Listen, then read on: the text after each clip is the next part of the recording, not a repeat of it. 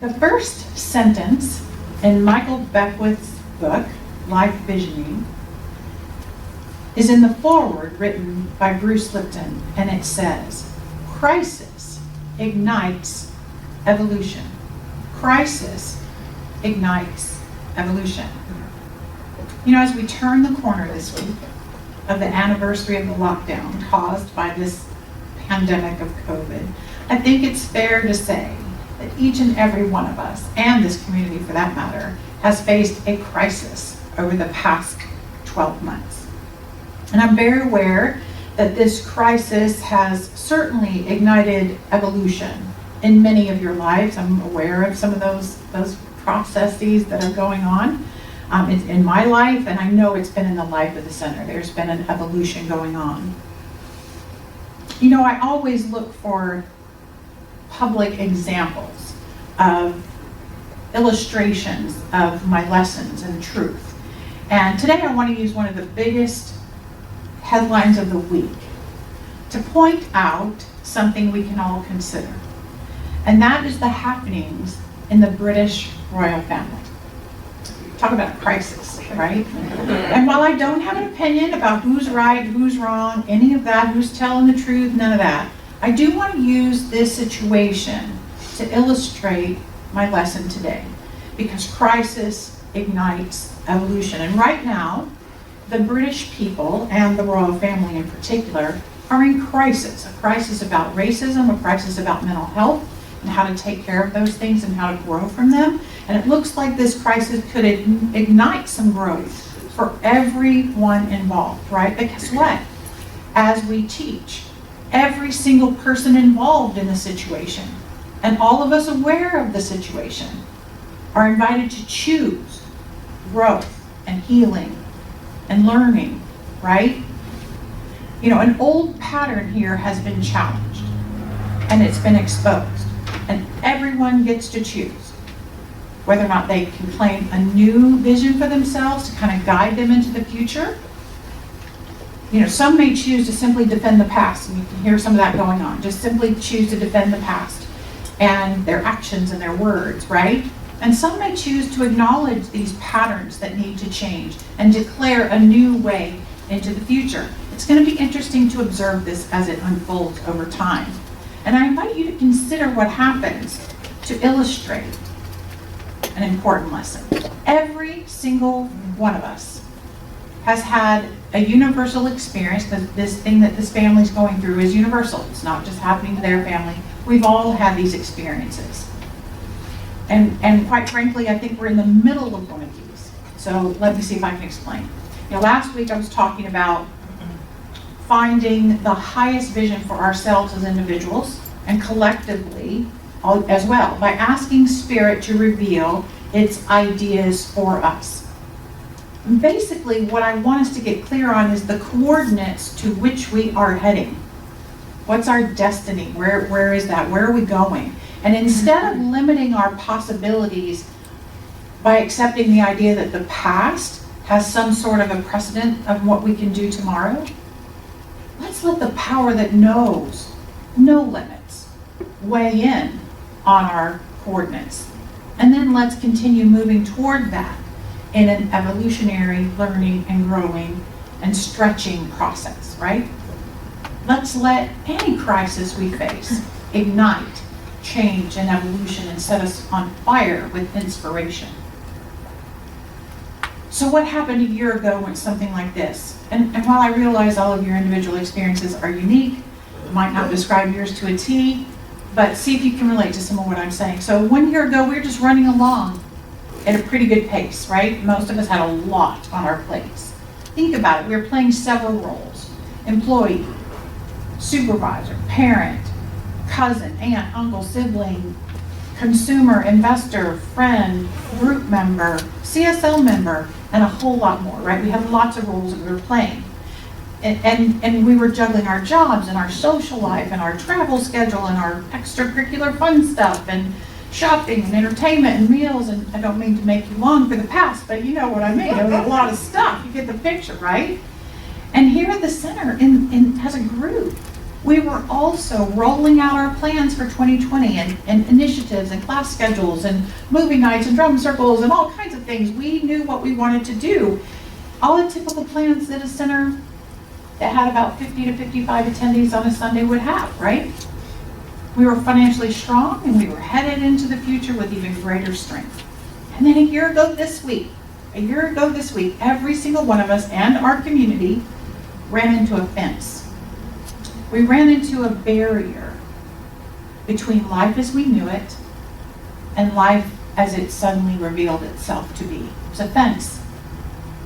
And life revealed itself to be very limited and for many, many people very scary, right? Suddenly life as we knew it just ceased to exist. And for some of us, life changed drastically and forever, right? Jobs were lost. Members of our families died. Things changed. Moves were required. Permanent changes had to be made as a result of this.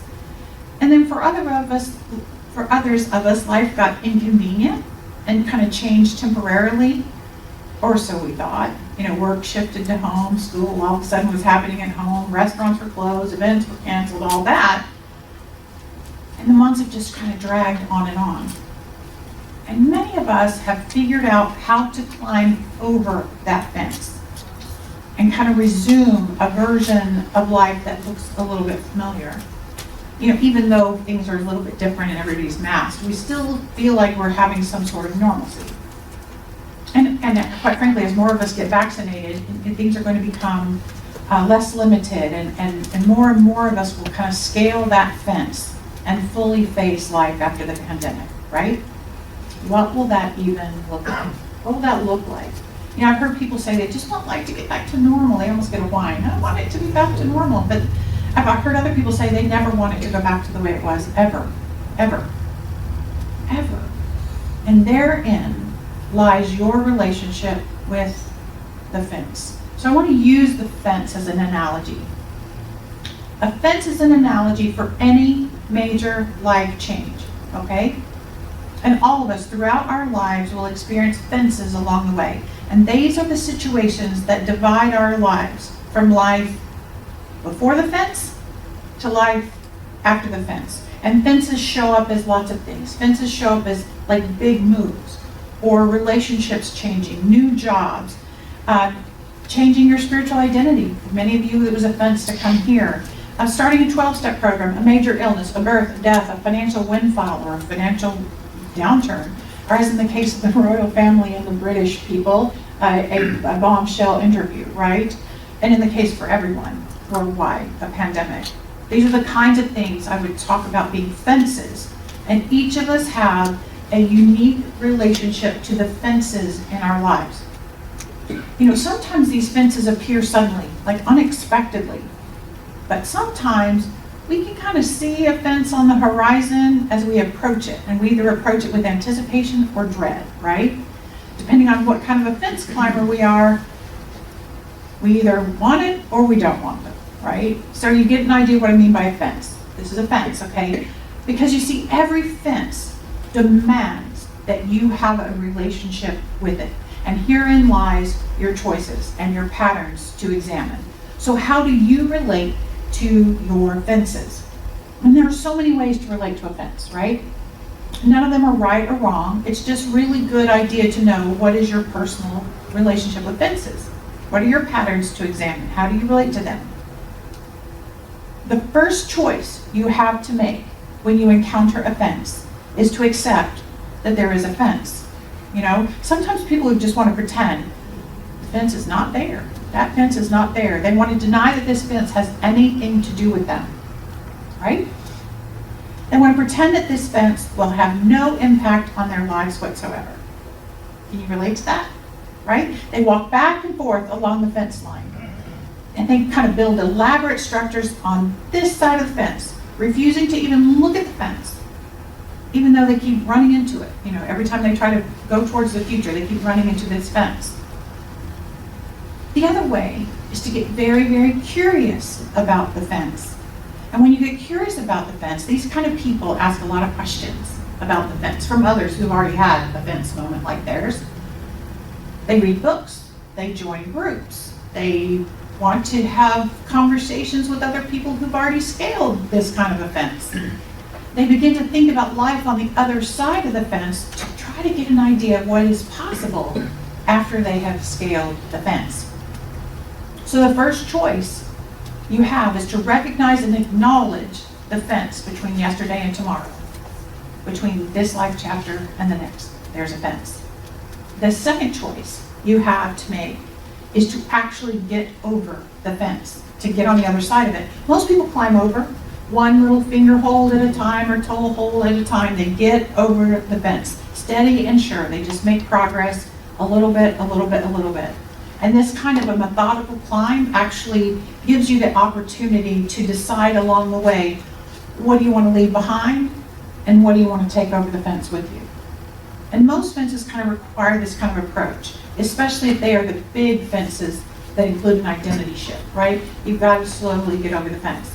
But the other way to get over a fence is to leap over the fence, okay? This kind of crossing often happens when someone gives you a leg up, right? Someone helps you get over that fence. Or maybe someone on the other side throws you a rope and kind of helps drag you across the fence. Sometimes Spirit itself will just kind of cut a hole in the fence and just kind of transcend that fence, and it doesn't seem to be a big deal. You just kind of step through it without climbing or leaping. You just transcend it without much stress or struggle. But whatever way you get to the other side of the fence, you have had the choice to make. You made it and you've done it. You've faced the fence, you've navigated your way or left your way to the other side, and there you are. And then the very most critical choice you have to make is to let go of the fence. Let go of it. Let go of it. Just like there are some people who stay on this side of the fence and deny its existence or its power or whatever, there are other people who cling to the fence once they're on the other side. They seem to build like this little camp on that other side of the fence. They're just going to stay right there close. The big wide world on the other side of the fence is way too scary to venture out into, so they just stay right here close. They like to be able to peek back through the fence at life before the fence, right? And these fence-clinging people really like to talk about their identity before the fence and with the fence.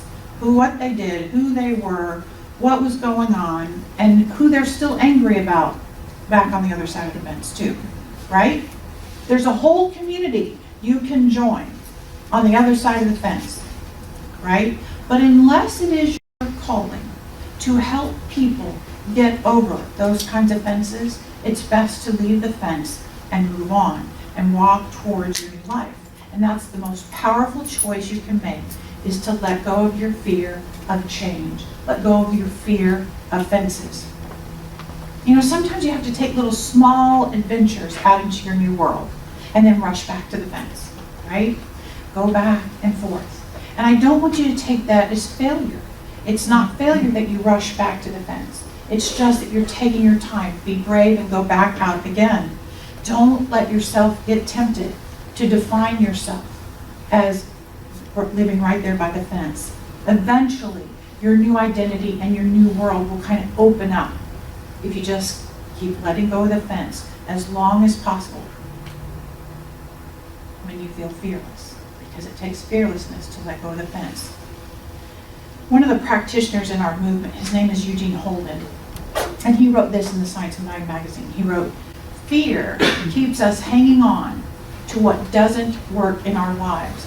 It also keeps us from surrendering to our good." Surrender has two sides. We surrender all that does not serve us, and then we surrender to our greatest good. I'm talking about this today because I think we're climbing down on the other side of the fence that we all shared, this fence of the pandemic and all the changes. And I want us, as a collective group of individuals, as a shared community, as a spiritual family actually, to hold hands and walk away from this fence, right? Michael Beckwith says 100% of spiritual growth is in the letting go. He didn't say it, but I will add it. 100% of spiritual growth is in the letting go of the fence, right? We've got to let go. So what does the fence symbolize? The fence symbolizes the ideas, the beliefs, the habits, the fears, the coping mechanisms, the patterns, the attachments that do not support your openness and spaciousness of life beyond this moment, right? It symbolizes obstacles and impediments that stand in the way of your utter freedom to create something new. But you've got to release all of that if you're going to have something new. If it is Spirit's highest idea for us to have a new vision for our individual lives and for the community that we share, we have to make some room for something greater to be created and to be received. We've got to have some wiggle room. We've got to have some wiggle room around us so that the change and the healing and the growth can take place. Because if both of our hands are full, hanging on to the fence of the past, we can't reach out and accept and receive something new, right? So last week, I asked you to imagine something new. Imagine something new for your life and for the center by answering the question, what is God's highest idea for my life and for CSLTV, right? And I can tell you that the power of creation and life is not invested in us clinging to anything that happened before today. Energy of life wants to create something new. It doesn't really care about yesterday. It wants to create something big and loving and powerful through us, individually and collectively, right? So think about some of the things that you may have written down. Think about them for yourself and for the center. The question is, what needs to be released? What fences of old identities or limitations or barriers from the past just gotta be relaxed? What are we willing to let go of so that we can have something new? What's no longer needed? It only blocks this new growth. Envisioning, one of the steps in the spiritual practice of visioning, one of the steps is to ask Spirit what needs to be released in order for this new idea to be birthed, and then sit still and listen to that voice within us and follow its guidance, because what we let go of is not the absolute truth. A new truth is always waiting to be revealed. What we let go of is discord and discontent, whatever is causing fear, whatever is having us cling to the fence, right?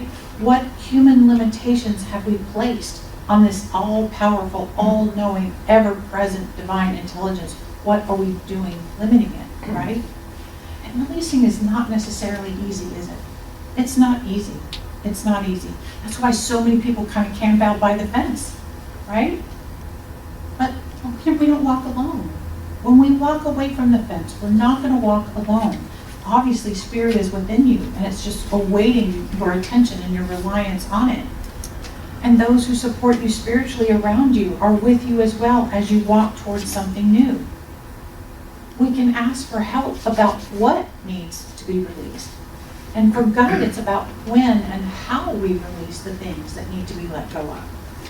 There's a spiritual solution to any problem, and that solution often appears when we let go of our need to see the answer for ourselves. Because see, often a spiritual solution is like brand new, like something you've never thought of before.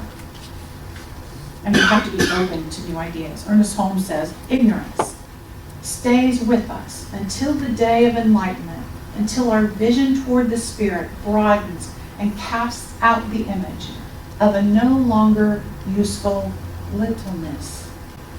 Littleness. If 100% of spiritual growth is in the letting go, we're going to be doing a ton of letting go, right? Right? We have to trust that the universe abhors a vacuum. The universe abhors a vacuum. You learned that in elementary school or middle school or somewhere along the way. So if we subtract littleness, then God gives us bigness, right? When we subtract littleness, God gives us magnificence and power and inspiring ideas. When we allow the image of no longer useful littleness to be released, as Ernest Holmes says, God gives us enlightenment. And all that bigness, all that magnificence is waiting for us away from the fences of our littleness. So this lesson is all about letting Spirit reveal to you what fences are at your back. Don't camp out by the fences any longer than you absolutely have to. Just start walking one step at a time, one day at a time, away from things that don't serve you anymore. And as you get further from the fence, your self-confidence will grow. The theologian Howard Thurman says, sometimes our experience of self-confidence is so overwhelming that we forget the limitations by which our lives are surrounded. Howard Thurman, our confidence does grow as we walk away from the fences. They do. It does. We will forget the limitations of the past when we see what we can become in the future, because we have subtracted that littleness from our mind. Ray Jordan, she's another CSL practitioner. She wrote this big book on visioning, and she wrote this: all spiritual work is actually the process of subtraction, the releasing of old ideas about us and false beliefs about life. By releasing old ideas and false beliefs, you welcome insights which reveal how to open to your highest good. So as individuals, I invite you to keep your sights fixed on that new vision you wrote down for yourself. And just as the royal family has the opportunity to reinvent themselves in this new light, so can you. Don't cling to the crisis or to the fence. That's not the point. The point is that the future awaits you. We got to go claim it. So today, as we go into our membership meeting, I can't wait to hear what your imaginings or what your visions for the future are for our center. And we're going to honor the fence that we climbed. We're going to honor it. We're going to talk about the year that was. But I invite us to not camp out right here. We've got places to go. We've got places to go. We've got to set our sights on that kind of empowered horizon that we can imagine for ourselves. And I trust that our new leadership on the board that we're going to bring in, and our practitioners, all people in leadership of this community, can help us move toward our vision as we release any ideas of smallness. It's a new day. It's a new decade. This Sunday marks the beginning of the new decade for our center. So we've got a magnificent future that we're going to be walking towards as a community, and I can't wait to take those steps.